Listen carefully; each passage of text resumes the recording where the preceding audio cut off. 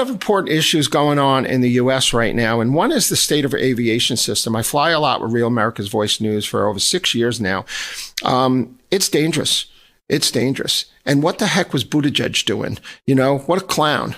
Near misses everywhere, fires on board, smoke-filled cabins on the runway in Atlanta, planes getting diverted from, Newark to Vegas, have to turn around, near misses on the runways in Chicago. Another plane in Reagan National Airport almost had a collision the other day. What's going on is not acceptable, and our lives and our friends' lives and our families' lives and our children's lives are at stake here.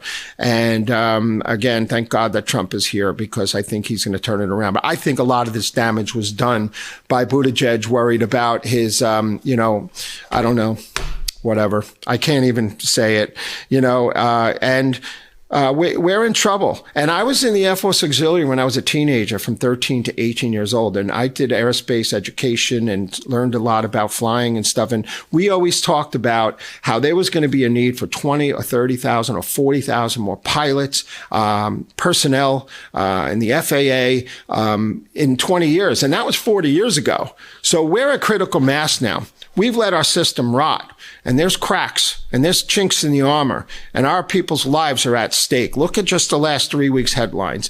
Collision in the air over Arizona. Motley Crue, I think, the band leader, his Learjet hit a plane. The pilot died on the runway in Arizona. It's just one thing after the other, and it's a broken down system, and I think DEI has something to do with it. And I'm not going to go into, this Toronto landing and some other personal experience that I have had, which I thought DEI put our passengers at harm on a plane that I was on. I can't prove it, but it makes sense.